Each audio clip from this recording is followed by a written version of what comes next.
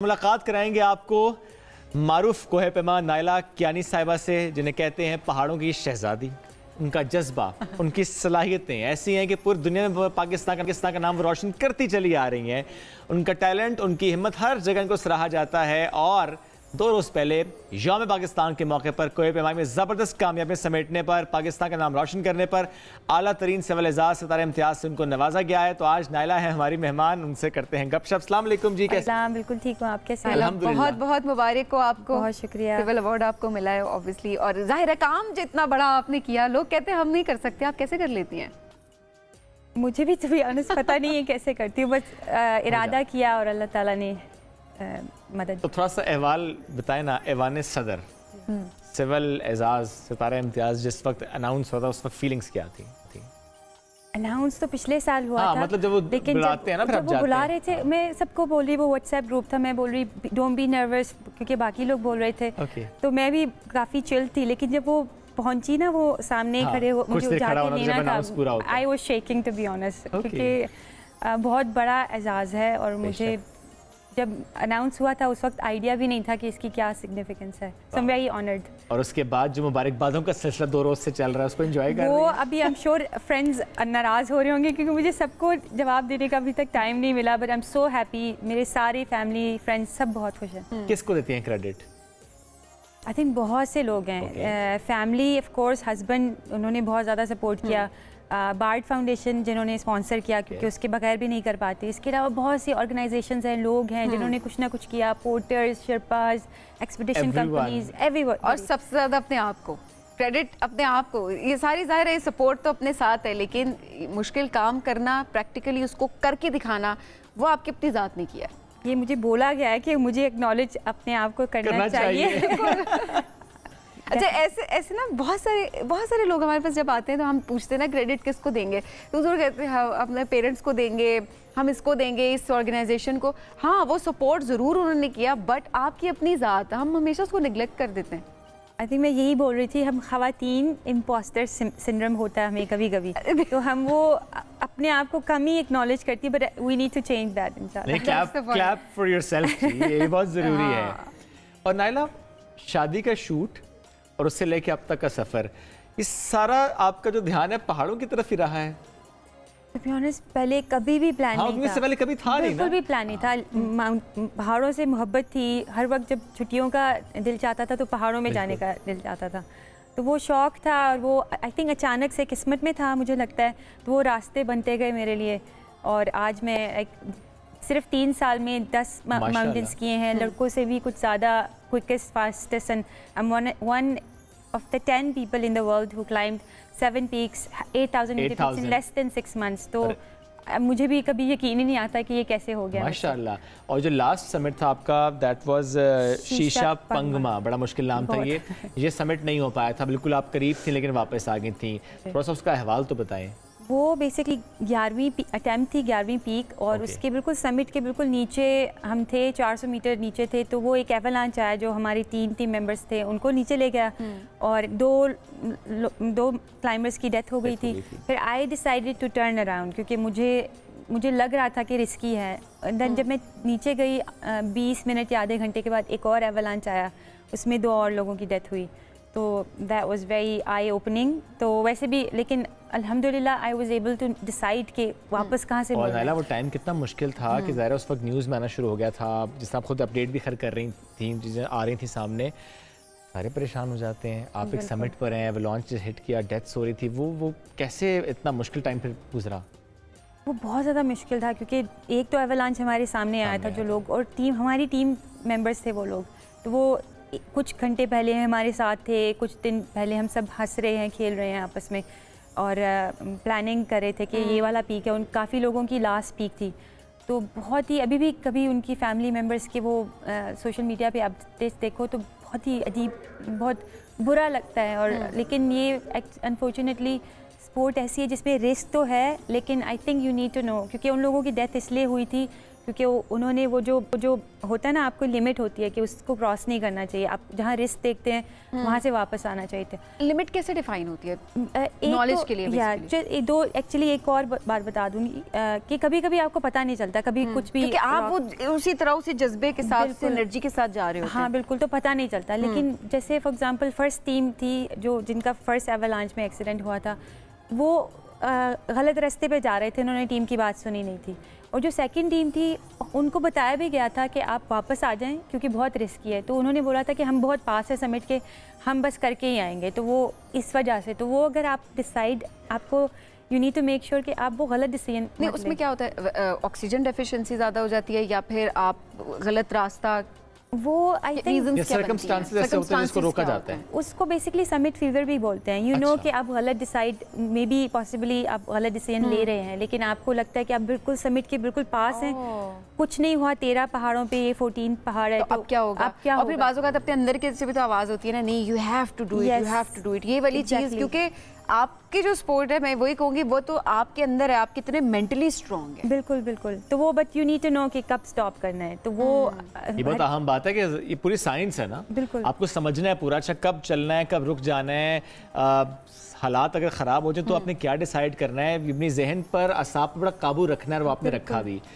Again उसी summit की तैयारी है, उसी की आई थिंक। एक तो वो तिब्बत में है, तो तिब्बत में वो काफ़ी साल बंद कर देते हैं, परमिट्स नहीं देते हैं। अच्छा। तो वो एक रीज़न है, और एक ये रीज़न है कि क्योंकि of course emotionally will be hard, तो वो मुश्किल है। I want to do it first, क्योंकि वो जितना डिले किया वो मेंटली उसे ओवरकम करना ज़रूरी है। ज़रूर। माइला, ऐसे में घर वाले नहीं कहते, या मैं भी आपको कह रही हूँ मतलब देख के ऑब्वियसली इससे पहले जो एक तरह से डेथ्स भी हुई हैं सब, वाह वो जो इतना रिस्की अगर चीज़ है, उसके अलावा और जाहिर है इतनी सारी और चीज़ें वो करें। सो ये मैं भी बिल्कुल एग्जैक्टली यही बोलती थी। जब मैंने K2 बेस कैंप ट्रैक से पहले एवरेस्ट मूवी देखी थी, उसमें लोग मरे थे, तो मैं एग्जैक्टली यही अपने हस्बैंड को बोली थी कि ये पागल लोग हैं, क्यों, उनको क्या मिलता है।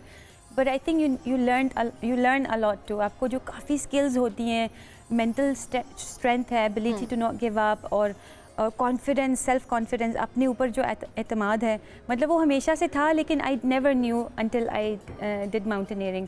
तो वो बहुत ज़्यादा मैंने माउंटेनियरिंग से सीखा भी है। And I understand it's risky, लेकिन जैसे मैंने बोला कि आई प्रॉमिस माई फैमिली कि जब ऐसा मौका आएगा कि आई नीड टू डिसाइड, अगर रिस्क है तो आई विल टर्न अराउंड, विच आई अल्हम्दुलिल्लाह I did, and I hope कि अल्लाह ताला ऐसी कोई सिचुएशन आए हमेशा महफूज रखेगा आपको।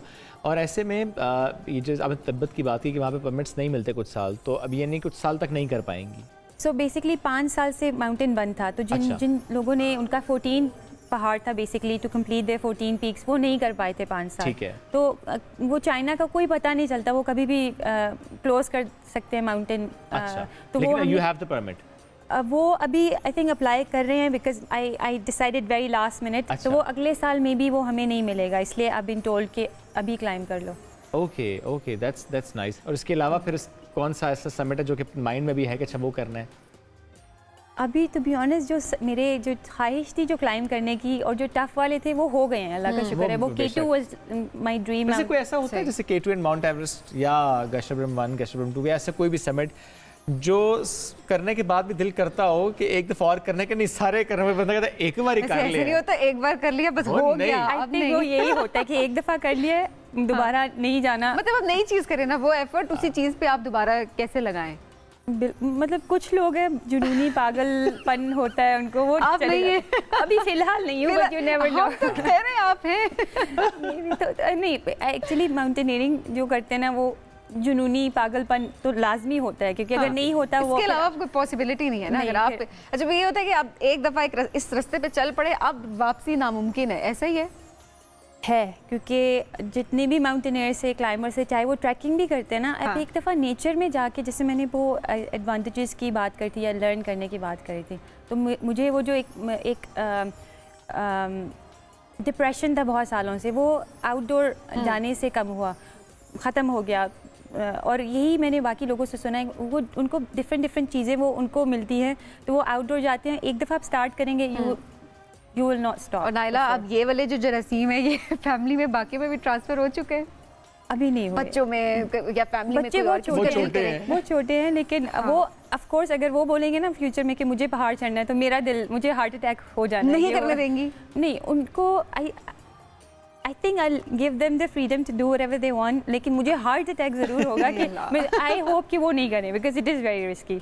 सो मैंने बस वो जो मैं कर रही हूँ एंड आई नीडेड टू, क्योंकि सिर्फ मैं जब मैं लड़कियों को मैसेज देती हूँ तो वो ये नहीं होता कि आप पहाड़ ही चढ़ें, because this is just an example लड़कियों को दिखाने के लिए भी। ऑफ कोर्स मेरा शौक भी था, लेकिन कुछ भी कर सकते हैं आप, अगर आप सिनफे नाजुक देखने में भी रहें, अगर हैं भी, लेकिन आप you have the iron will, आप कुछ भी कर सकते हैं, कोई भी रिस्ट्रिक्शन नहीं है जो सोसाइटी की इम्पोज्ड है, उसके कुछ भी मत सोचें, आपको जो करना है वो करें। आखिर में जो चीज़ मैटर करती है वो आपकी मेंटल स्ट्रेंथ है कि आप मेंटली कितने स्ट्रांग हैं। बिल्कुल बिल्कुल। तो लोग आपको कहेंगे नहीं आप फिजिकली स्ट्रांग नहीं, आप ये नहीं कर सकते। ज़ाहिर है आपको भी ऐसे बहुत सारी चीज़ें सुनने को मिली होंगी, लेकिन शुरू में बहुत आपने किया बहुत ज़्यादा, क्योंकि मुझे ये बोला जाता था कि फर्स्ट वन लकी थी, हो गया, कि 2 समहाउ हो गया, 5-6 पहाड़ समेट किए, 6 लोगों ने उसको उठा के ऊपर चढ़ाया होगा। अच्छा, ये इस पॉइंट पे मैं आना चाहती हूँ।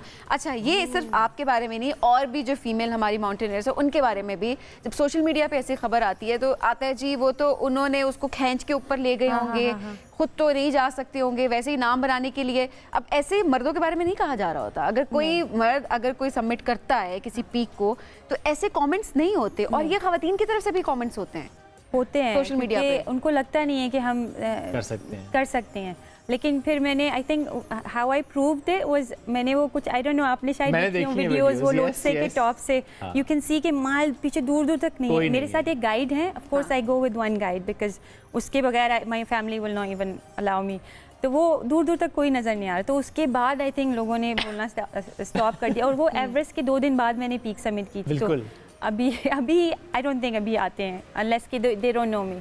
लेकिन उनको हम ये पैगाम देना चाहते हैं कि जो कहते हैं ना कि अच्छा नहीं वैसे नहीं किया होगा, खींच के आप कर लो, चलो निकलो शाबाश, खींच के करके दिखा दो, जाकर दिखा दो, बेस कैंप तक जाके दिखा दो। बाकी पीक पे जाना तो सबमिट करना तो एक बड़ी अलग बात है। सपोर्ट करें, एनकरेजमेंट लें, ये बहुत इंपॉर्टेंट होता है, बजाय इसकी आप खामखा की तनकीद में पड़ जाते हैं। नायला, कोई मैसेज जो आज हमारे नाज़रीन को, स्पेशली लड़कियों को जो बहुत करना चाहती हैं किसी न किसी खेल में, किसी न किसी डोमेन में, लेकिन किसी न किसी वजह से रुक जाती हैं, उनको आपका क्या मैसेज है? आई थिंक मेरा वही मैसेज है कि आप देखना मत छोड़ें, चाहे वो छोटा है चाहे बड़ा। आई ऑलवेज से कि dream as big as you can. तो उसमें मुझे कभी कभी बोला जाता है कि आप माउंटेनियरिंग को वो प्रमोट कर रही हैं, लड़कियों को माउंटेनियरिंग में लेके आ रही हैं। तो मेरा सिर्फ यही एम नहीं है कि सिर्फ माउंटेनियरिंग में, because I understand it's risky. So अगर मैं कर रही हूँ ज़रूरी नहीं है, आई डोंट कन्विंस या पुश, लेकिन अगर कोई मुझसे पूछता है तो आई टेल देम कि अगर मैंने किया है तो आप डेफिनेटली आप भी कर सकती हैं। तो वो यही बेसिकली मैं यही बोलना चाहूँगी कि कोई भी काम हो, चाहे आप स्टडीज़ है, करियर है, हॉबीज़ हैं, कुछ भी है, if you want to do it nobody can stop you. आपको खुद को स्ट्रांग बनाना है, दूसरों को प्रूव करना है कि आप बहुत स्ट्रांग हैं। अच्छा नायला, एक सवाल जो ज़ाहिर है लोग भी पूछना चाह रहे होंगे वो ये कि फिजिकली ज़ाहिर है फिजिकल फिटनेस भी मैटर करती है। आप मेंटली पहले तो ज़ाहिर है वो चीज़ सबसे ऊपर है, लेकिन फिजिकली फिट भी आपको होना ही होता है। किस तरह से फिजिकली फिट आप अपने आप को भी रखती हैं? मैं बहुत एक्टिव हूँ स्पोर्ट्स में जनरली। मैं पहले बॉक्सर थी, आई थिंक आपको पता है। तो वो एक तो मेरी बैलेंस डाइट होती है। मैं डाइट मतलब चीट डेज भी होते हैं फॉर श्योर, सबके होते हैं लेकिन मैं ज़्यादा ऑयली या ज़्यादा स्पाइसी नहीं खाती, और फिजी ड्रिंक्स बहुत कम पीती हूँ। तो वो एक बहुत ज़्यादा इंपॉर्टेंट है, दैट हेल्प्स। और ऊपर से और उसके साथ एक्सरसाइज ट्रेनिंग अपनी में। और एक एज भी जाहिर है आपने क्लाइम करना है, तो वो वेट जो है उसको भी आपको मेंटेन करना होगा। I think it doesn't really matter. अच्छा। अगर क्योंकि कुछ ये कंसेप्शन है कि अगर आप स्लिम ही हैं तब जा सकते हैं, तो हल्के हैं तो फिर ज़्यादा आसानी होगी आपको। लेकिन मैंने थोड़े से हैवियर लोग भी देखे हैं जो कि जाते हैं। बड़ा सोच के बोला आपने कि कोई ऐसी बॉडी शेमिंग ना हो जाए। हाँ, तो वो कोई फर्क। और कभी कभी बोलते हैं कुछ माउंटेनियर्स स्पेशली पाकिस्तान के जीबी के भी ना, उनके पेट और मेरा भी थोड़ा बहुत कभी कभी मैं स्पेशली खा के बनाती हूँ बिकॉज दैट हेल्प्स यू। अच्छा, वो जो एंड पे जब तोंद हेल्प करती है? तोंद ज़्यादा नहीं, थोड़ी सी बिकॉज जब छोटी तोंद हेल्प करती है। कैसे? क्योंकि बेसिकली जब आप सारा फैट बॉडी से आपका, क्योंकि ऑफ कोर्स हमारा वेट लूज होता है, फैट जब जाता है तो वो एंड पे ये वाला बेसिकली रिजर्व होता है जो आपको हेल्प करता है। तो या तो ये यूज हो जाता है अगर आप जा रहे हो पर तो बॉडी इस फैट को यूज करेगी। बिल्कुल, लेकिन आई एम नॉट प्रमोटिंग मतलब जो मर्जी खाओ और मोटापा उसको प्रमोट नहीं कर रही। Not at all. लेकिन यस अगर आप, क्योंकि कुछ मेरी फ्रेंड्स भी हैं जो कि they think they are overweight and I tell them कि you can do it if you want to, और वैसे भी वहाँ पे वेट लूज तो होना ही है वो तो वो बेस्ट है अगर आपको वेट तो किसी ने वेट लूज करना है वो जाके कोई ना कोई एवरेस्ट गशबरम आए जी बूट कैंप कहाँ लगा रहे हैं जी, किट पे लगा रहे हैं। लेकिन अब ये बहुत महंगा शौक है, इसमें ज़रा बहुत ही ज़्यादा एक्सपेंस इन्वॉल्व होते हैं। आपने ज़रा बार्ट फाउंडेशन का आप जिक्र करते हैं, हमेशा जिक्र करती हैं, बट जनरली कोई स्टार्ट करना चाहे खर्चा कितना आता है नाइला एक एक्सपीडिशन पे? बहुत एक्सपेंसिव है एंड आई थिंक यही एक रीज़न है। बहुत से टैलेंटेड लोग हैं नहीं कर पाते, जीबी के भी वो नहीं कर पाते क्योंकि स्पॉन्सरशिप नहीं मिलती है। एक अगर पाकिस्तानी कंपनी है, अगर उसमें फैसिलिटीज़ कम है तो आप कोई मतलब छोटी नहीं sorry easier peak, easier comparatively easier if you talking about अगर 8,000 मीटर पीक्स वो 15-20 लाख की कर सकते हैं। अगर छोटी हैं डिपेंड्स 5 लाख में 10 लाख में, लेकिन उसके ऊपर गियर के expensive, gear is expensive, insurance वो बहुत ज़्यादा एक्सपेंसिव हो जाता है। तो I think this is one reason कि बहुत से टैलेंटेड लोग वो आगे नहीं आ पाते। लेकिन आप been very blessed so far because of art. Obviously एक फाउंडेशन आपके साथ है, but at the same time हुकूमत का भी तो फर्ज बनता है ना, ये भी तो एक स्पोर्ट है, आप इसको किस तरह से इग्नोर कैसे कर सकते हैं। ज़ाहिर हम क्रिकेट के अलावा कोई फीवर यहाँ नहीं देख रहे होते, क्रिकेट फीवर है उसी पे हुकूमत भी तवज्जो दे रही है, बाकी लोग भी तवज्जो दे रहे हैं, बट हर किसी का इंटरेस्ट नहीं होता। इट्स गुड कि उस पे काम हो रहा है, लेकिन इंटरेस्ट हर किसी का नहीं होता, तो ऑब्वियसली इस पे काम होने की बहुत जरूरत है। बिल्कुल नाइला, बहुत शुक्रिया, खुश रहिए, अल्लाह को महफूज रखे और जो जो आपने सोच रखा ना ये एक्सप्लोरेशन अल्लाह आपको सब में कामयाब करे और हमेशा हमारे मेहमान बनते रहिए। Thank you so much. Players all mind.